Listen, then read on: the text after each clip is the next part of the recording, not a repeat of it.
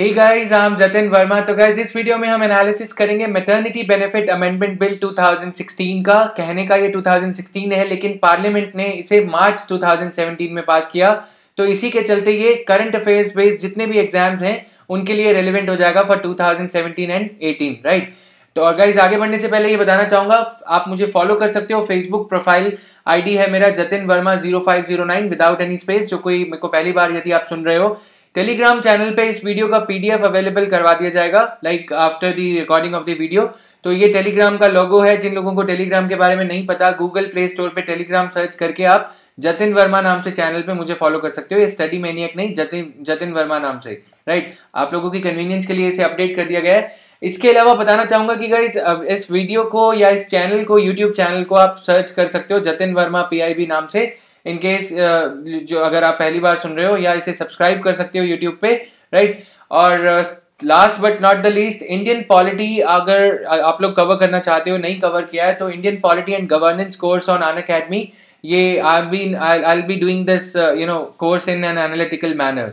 जो भी पॉलिटी के M लक्ष्मीकांत या जो भी बुक्स हैं, एनालिटिकल वे में हम उनको समझने की कोशिश करेंगे। तो ये बेसिकली बिगिनर्स के लिए एज वेल एज एक्सपर्ट्स के लिए, वेटरन्स के लिए, काका मामा चाचा ताऊ सबके लिए, जो कि काफी ज्यादा अटेम्प्ट्स इनके हो चुके हैं, उनके लिए भी ये रेलेवेंट रहेगा, राइट। तो गाइज, स्टार्ट करते हैं एनालिसिस को।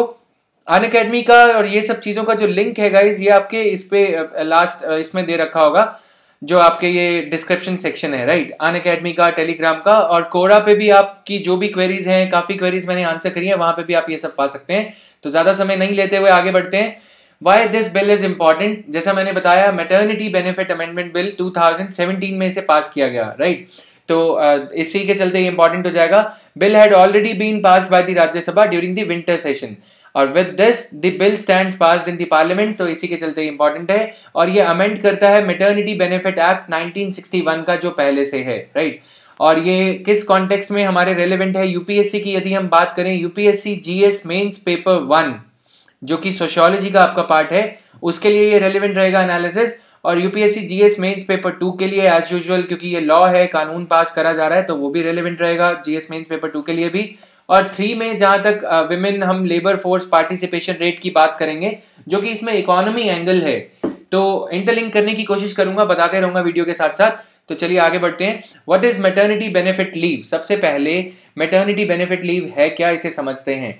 किसी महिला को प्रेगनेंसी के पीरियड के टाइम पे, तो जो एक वे से डिग्निफाइड वे में अपनी केयर करने के लिए किसी महिला को जो छुट्टी दी जाती है, उसे सरल सी भाषा में हम अगर समझें तो उसे मैटरनिटी बेनिफिट लीव कहा जाता है। By providing complete and healthy care to the pregnant women and the child when she is unable to perform her duty due to the health condition, यानी कि 6 months before the pregnancy date उनको अगर छुट्टी दी जाती है, तो उसे maternity benefit leave कहा जाता है, ताकि वो अपनी प्रेगनेंसी पीरियड में बच्चे की देखरेख अच्छे से कर सकें। और पोस्ट प्रेगनेंसी लीव भी होता है कि बच्चे के पैदा होने के बाद नियोनेटल की, छोटे बच्चे की, शिशु की जो है अच्छे से केयर की जा सके, शुद्ध हिंदी में।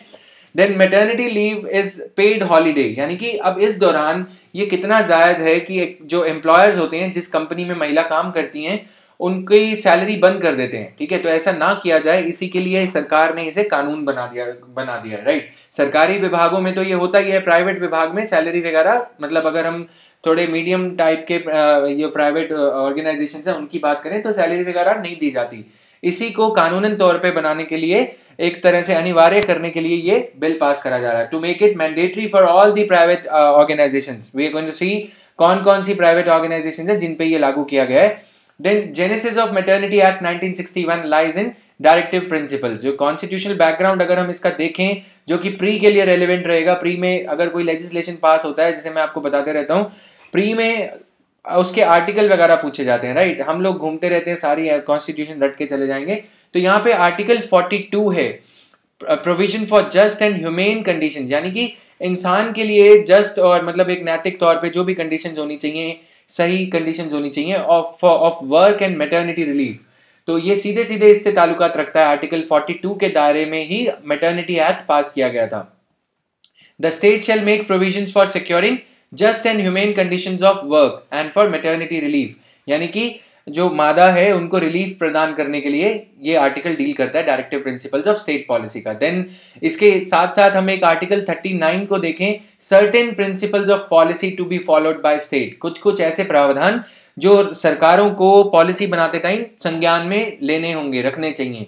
द स्टेट शैल, यहाँ पे बाइंडिंग से रखा है, इन पर्टिकुलर प्रमाण तौर एक वजह से प्राथमिक तौर पे direct its policy towards securing that the citizens men and women equally have the right to adequate means of livelihood. अब हम ये देखेंगे कि क्या ये बिल इक्वली टेक केयर करता है दोनों की। बिल का इंटेंशन ठीक है, लेकिन लास्ट पार्ट में हम जब क्रिटिकल एनालिसिस करेंगे इसका, तो हम देखेंगे कि बिल का इंटेंशन ठीक है लेकिन एक्शन कहीं थोड़ा सा लैकिंग है, क्योंकि the way it is going to pan out, that is entirely different from what is being what has been envisaged in the bill. That the ownership, अब ये आर्टिकल के प्रोविजन है, ownership and control of material resources, ये यहाँ पे लागू नहीं होता, इवन दो ये आर्टिकल 39 का पार्ट है, clause B, there is equal pay for both men and women. तो कहीं ना कहीं विमेन इक्वालिटी की ये जो बात करता है, जैसा मैंने बताया कि जीएस मेंस पेपर 1 के लिए इसीलिए ये रेलिवेंट हो जाएगा जो एक्ट पास किया गया है। Health and strength of workers, man and women, ठीक है, तो ये दोनों की हेल्थ एंड स्ट्रेंथ को बचाना चाहिए। और टेंडर एज, यानी कि जो शिशु की एज होती है बच्चे की, उस टाइम पे माँ उसकी केयर करेगी तो बच्चे का भी एक वैसे परवरिश अच्छी होगी। डाबर लाल तेल एंड ये सब जो हम देखते थे, right. On a lighter note, तो गाइस आगे चलते हैं अभी। F, the children are given opportunities and facilities to develop in a healthy manner। अब यहाँ पे facilities इस बिल में क्रिएट करी गई हैं, how? By creating the provision for crèche facilities, crèche बनाया जाए प्राइवेट संस्थानों द्वारा, वो भी देखेंगे कैसे। बाकी की चीजें आप इसमें आर्टिकल क्लॉज F में पढ़ लेना 39 में। The need for amendment in the present context, अब ऐसी क्या बात आई कि प्रेजेंट कॉन्टेक्स्ट में अमेंडमेंट पास करना पड़ा। ILO कन्वेंशन 183 इंडिया ने रेटिफाई करा है, ठीक है। ये ILO कन्वेंशन 183 एक वैसे बच्चों से डील करता है, मैटरनिटी बेनिफिट से डील करता है, मेनली मैटरनिटी बेनिफिट से डील करता है। अब ये क्या है 183 आईएलओ कन्वेंशन, ये थोड़ा गूगल सर्च करिएगा, राइट। तो ये 183 को इंप्लीमेंट करने के लिए बिल में संशोधन लाना जरूरी था। जो जो जानकारी चाहिए आईएलओ कन्वेंशन के बारे में वो इस एनालिसिस में अभी आगे हम देखेंगे।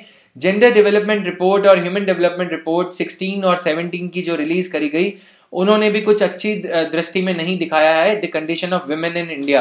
ओके, तो जेंडर को इक्वली डेवलप करने के लिए एक वैसे इस बिल के जो प्रावधान है वो they will come in handy for the government and for the development of the women in our society. तो इसी के लिए इस इंडिसेस में बराबर हम एक वैसे अपनी पिक्चर जो है अभी का करंट सिनेरियो है इसे सुधार सकें। इसके लिए salient features of the bill, जो मेन प्रावधान है बिल का, the bill provides for enhanced maternity leave, 26 हफ्ते की लीव कर दी गई है इसमें, ठीक है। पहले 12 हफ्ते की लीव थी, तो यानी कि 26 हफ्ते कोई महिला यानी कि 6 महीने की छुट्टी इसमें दी जाएगी। पहले 12 हफ्ते थी, अब 26 हो गई, बट सिर्फ ऑर्गेनाइज सेक्टर में। अब ऑर्गेनाइज सेक्टर क्या होता है इसे भी देख लेते हैं। देखिए की फीचर्स, एक तो इंक्रीज करा गया मैटरनिटी इसको लीव को 12 हफ्ते से 26 हफ्ते कर दिया गया है। बट लेकिन इसमें प्रावधान क्या है, पहले जो 2 बच्चे होंगे वो लकी वंस होंगे, राइट। अगर उनके केस में हर बार जब महिला बच्चे को जन्म देगी, महिला को 26 हफ्ते की छुट्टी मिलेगी, राइट। 52 वीक्स होते हैं एक ईयर में, 26 वीक्स की दोनों के लिए, लेकिन तीसरे बच्चे के लिए 12 हफ्ते, ठीक है। और चौथे बच्चे के लिए मतलब एक वैसे 6 वीक्स का ही इसमें प्रावधान रखा गया है। तो कहीं ना कहीं ये नहीं हो रहा कि 6 वीक्स मतलब गवर्नमेंट एक वैसे तो ये अच्छा प्रावधान है कि पॉपुलेशन कंट्रोल को इनडायरेक्टली लागू किया जा रहा है, लेकिन ये बेचारा पुअर गाय, इसका क्या होगा। मतलब ये 4th बच्चा अगर मतलब मान लो किसी ने पैदा किया ही है, तो बच्चे के साथ पक्षपात हो रहा है पेरेंट्स के रॉन्ग डिसीजन के लिए, ये नहीं होना चाहिए, राइट। 3rd बच्चे के लिए सिर्फ 12 वीक्स का, तो ये भी एक वैसे कम है। तो क्यों ना ऐसा कर देते कि यहाँ पे 26 की जगह 20 कर देते, यहाँ पे भी थोड़ा थोड़ा मतलब जो कि पर्याप्त था वो मिल जाता, राइट। अब इसकी बेचारे की क्या गलती यहाँ पे याद रखने के लिए लाइटर नोट पे था। Then it applies to units employing 10 और मोर एम्प्लॉइज। तो ये ऑर्गेनाइज सेक्टर की जो डेफिनेशन है जो ये NCEUS द्वारा दी गई है, राइट। तो ये NCEUS क्या है ये सब आप पढ़ोगे, गूगल आउट करोगे। 10 और मोर एम्प्लॉयज जिस ऑर्गेनाइजेशन में होते हैं, जिस संस्था में होते हैं, चाहे वो टोकरी बनाने का काम करते हो, चाहे वो फुलकारी का काम करते हो, चाहे वो कोई एक वैसे पिकल मैन्युफैक्चरिंग फैसिलिटीज, अचार बनाने की, या जो भी लघु कुटीर उद्योग है वो हो, या उससे ज्यादा एम्प्लॉयज हो, इन्फोसिस वगैरह, सब पे ये लागू होगा, right. Then covers adoptive mother and surrogate mother, ये एक अच्छा प्रावधान है। कोई मदर यदि अडॉप्ट करती है बच्चे को तो उनको भी 26 हफ्ते की छुट्टी मिलेगी, राइट। अगर याद रखने के लिए सिर्फ, अगर किसी को 26 हफ्ते की छुट्टी चाहिए तो बच्चा अडॉप्ट कर लो, ये भी एक अच्छा प्रावधान है, बच्चे का भी भला हो जाएगा और 26 हफ्ते की छुट्टी भी मिल जाएगी। और दूसरी चीज सरोगेट मदर, जो मादा किसी और के लिए बच्चे को जन्म देती है, उन्हें सरोगेट मदर कहा जाता है। सरोगेसी बिल भी इंडिया में लाया गया था 2015-16 में, वो भी एक कहानी है, उसे भी समझेंगे एक बिल एनालिसिस के थ्रू, राइट, वीडियो एनालिसिस के through. Then provision for creche facilities, ये मोटे मोटे तौर पे मैंने यहाँ पे बता दिए क्रेच फैसिलिटीज क्या है, इसे आगे समझेंगे। अवेयरनेस जनरेशन बाय एम्प्लॉयर्स, ये भी मैंडेटरी कर दिया गया है कि एम्प्लॉयर्स, कई बार क्या होता है कि महिलाओं को, जैसे हमने लघु कुटीर उद्योगों की बात करी, राइट, अब वहां पे कई बार होता है कि हम कुछ जो छोटे उद्योग हैं, एमएसएमई जो कंपनीज हैं, सेक्टर्स हैं, एमएसएमई छोटे छोटे कॉर्पोरेट, ये जो आपके कारखाने हैं, इनमें क्या होता है, विमेन आर नॉट अवेयर कि ये ऐसा कोई प्रावधान भी है। तो इसके लिए responsibility has been cast on the employers to spread the awareness regarding the provisions of the bill, right. तो ये एक चीज है। इसके अलावा पॉजिटिव एस्पेक्ट्स बिल के क्या है, it will help 1.8 million women but only in the organize sector, यानी कि अब हमारे यहाँ पे एम्प्लॉयर क्या करते हैं इसको एक्सप्लॉइट करने के लिए, इसे समझते हैं। पेरोल्स जो होते हैं, यानी कि जिनकी सैलरी बैंक अकाउंट में जाती है, उसमें तो सिर्फ 9 एम्प्लॉय हायर कर लिए जाएंगे, ठीक है। बाकी कहने को वैसे 90 एम्प्लॉयज जो हैं, विमेन एम्प्लॉयज हैं या मेल एम्प्लॉयज हैं, उन्हें खाते में दिखाया ही नहीं जाता, यानी कि उनकी ना तो सैलरी, ना ही उन्हें एम्प्लॉय किया गया है लेकिन किया गया है, ना ही उनकी सैलरी जा रही है लेकिन जा रही है, राइट। तो ये जो है रिकॉर्ड में दिखाया ही नहीं जाता, चारों खाने चित्त एक, वैसे मतलब कि कुछ भी नहीं है यहाँ पे, कोई एम्प्लॉय है ही नहीं। तो इससे क्या होता है, लेबर इंस्पेक्टर जब आते हैं तब वहां पे अगर रेड होती है तो पता लगता है कि 90 एम्प्लॉयज काम कर रहे हैं, लेकिन एम्प्लॉयर अपने रजिस्टर में, जो मालिक है फैक्ट्री का, अपने रजिस्टर में सिर्फ 9 ही एम्प्लॉयज दिखाता है। तो ये इसको 10 ऑर्गेनाइज सेक्टर तक लागू करने का एक बहुत बड़ा खामियाजा है। क्या खामियाजा है कि जो ऑर्गेनाइज सेक्टर है उसमें तो ऑलरेडी सैलरी वगैरह बहुत ही अच्छी मिलती है, अनऑर्गेनाइज को बिल ने छोड़ दिया है, राइट। और इसके साथ ये भी इसमें स्पष्टीकरण दिया गया है, बिल जो है स्पेशल इकोनॉमिक जोन्स में भी लागू किया जाएगा, जबकि स्पेशल इकोनॉमिक जोन्स में काफी सारे प्रावधान, टैक्स वगैरह लागू नहीं किए जाते, so as to give a fillip to exports, यानी कि जो गुड्स एक्सपोर्ट्स के लिए बनाई जा रही हैं उन्हें सस्ते दामों पे बनाने के लिए ये सारे बाधाएं, ये सारे प्रोविजंस इन पे लागू नहीं किए जाते। लेकिन विमेन के लिए ये जो प्रावधान है स्पेशल इकोनॉमिक जोन्स पे भी लागू किया जाएगा। This is a step to improve India's dismal health indices record in terms of maternal mortality rate. India का मैटरनल मोर्टेलिटी रेट और इन्फेंट मोर्टेलिटी रेट, यानी कि शिशु को जन्म देने के बाद मादा की कई बार मृत्यु हो जाती है, डेथ हो जाती है, राइट।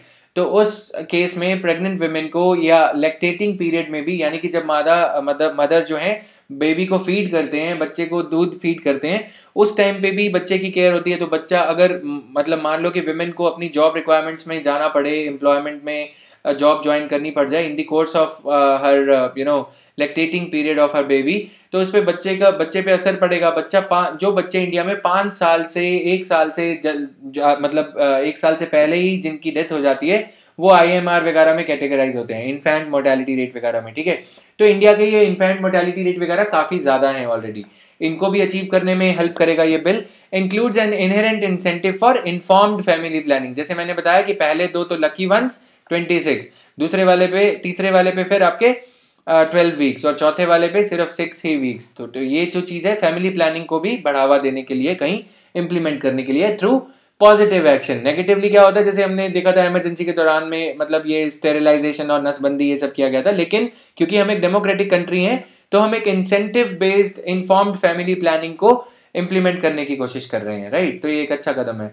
देन आप समझते हैं लकूने क्या है बिल में। Only organize sector workforce is covered, यानी कि जो हम ये महिला देख रहे हैं जो टी गार्डन्स में या प्लांटेशन सेक्टर में या खेतों में काम कर रही हैं, उन्हें कवर नहीं किया गया। मनरेगा वर्कर्स ये सब कवर नहीं है, इन्हें अनऑर्गेनाइज कैटेगरी में रखा गया।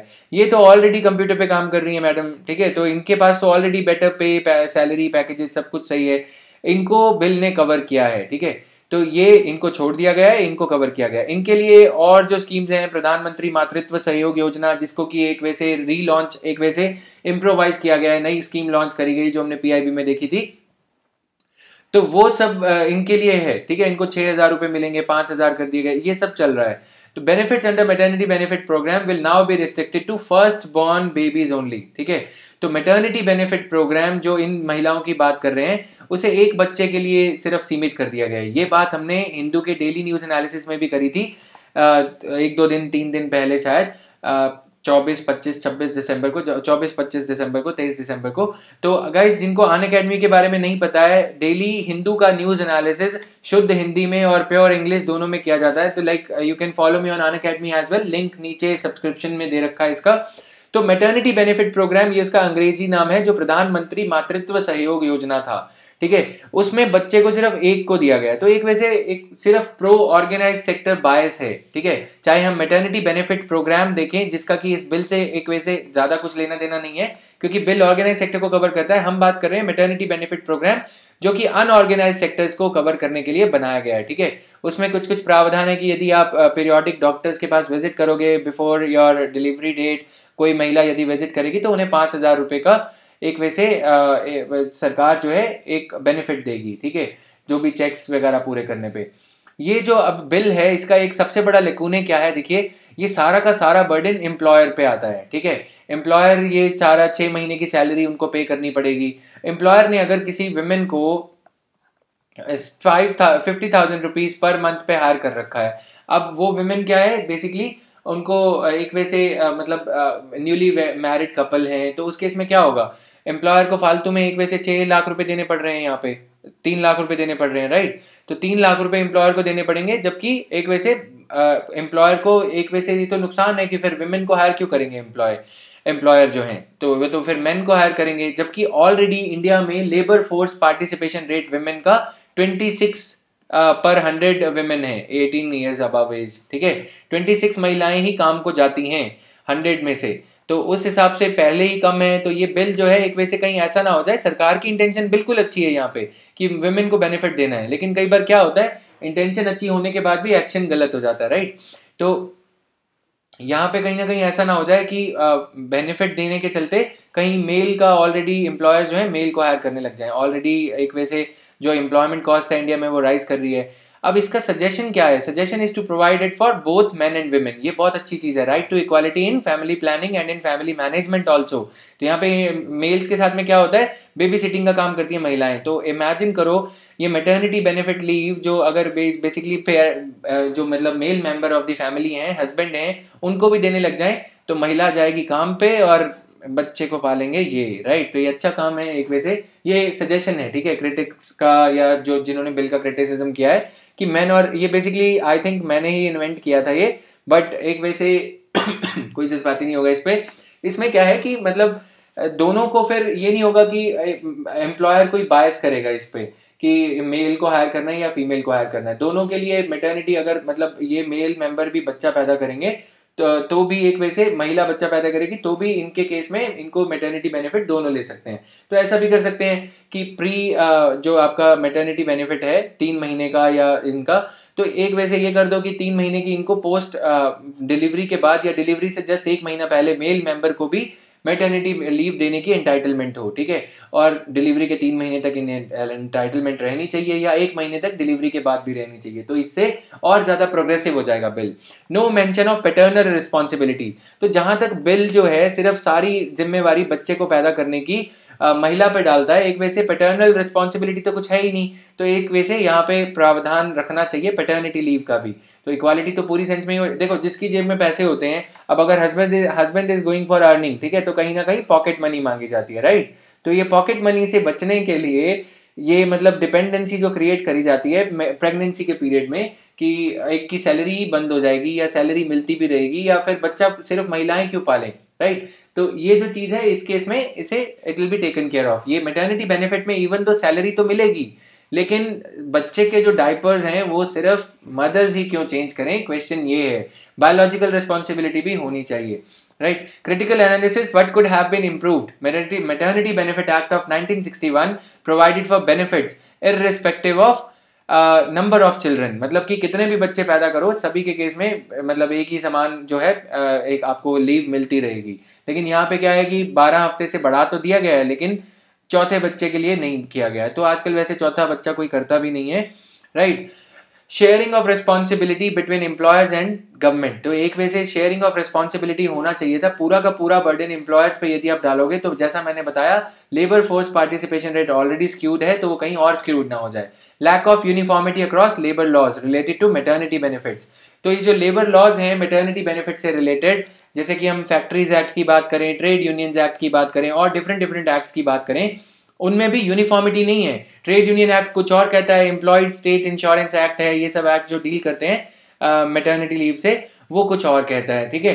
तो इनमें यूनिफॉर्मिटी बिल जब पास किया जाता है तो ये लिखा जाता है कि nothing in this nothing in the other acts like factories act, trade unions act या ये सब will come in the way of implementation of the provisions of this latest bill। लेकिन उसमें ऐसा कुछ नहीं लिखा गया। तो एक वजह से इंटेंशन अच्छी है, लेकिन उसको इम्प्लीमेंटेशन के टाइम पे कहीं ना कहीं लकूने छोड़ दिए गए हैं, कहीं ना कहीं खामियां छोड़ दी गई हैं, राइट। जो हमारे जो इंडस्ट्रियलिस्ट हैं, जो प्राइवेट कॉर्पोरेट वर्ल्ड है, वो उसे एक्सप्लॉइट अभी भी कर सकता है जैसे वो पहले कर रहा था। तो यूनिफॉर्मिटी एस्टैब्लिश करना नए कानून का एक धर्म होता है, राइट। मतलब कि एक वैसे नया कानून जब बनाया जाता है तो सेक्रेटरीज वगैरह को सब पता होता है, तो उन्होंने इसको उनको इसमें ये फैक्ट्रीज एक्ट वगैरह के जो रिलेटेड प्रोविजंस हैं जो कि इस एक्ट की इम्प्लीमेंटेशन के वे में रास्ते में आड़े आएंगे, उन्हें रिमूव करना चाहिए था, उसमें बिल में प्रोविजन डालना चाहिए था। Paternity leave and paternal responsibility, इसका भी प्रावधान होना जरूरी था। तो ये था गाइस इसका analysis. I hope you enjoyed it. ये ऐसे ही क्रिस्प वीडियोस आप बेसिकली जो भी टॉपिक्स हैं polity related on and off I will try to upload this videos जो कि 15-20 मिनट से ड्यूरेशन से थोड़ा ज़्यादा रहते हैं, हम यहाँ पे इन्हें देखते रहेंगे, ठीक है। तो ये था इसका एनालिसिस। जैसा कि मैंने सब्सक्रिप्शन वगैरह के बारे में बताया, तो आप लोग you can pay a visit to Unacademy in case you are listening to me for the first time. और टेलीग्राम चैनल पे इसका PDF I am uploading right away because later on I also forget. तो thank you guys, have a nice time, bye bye.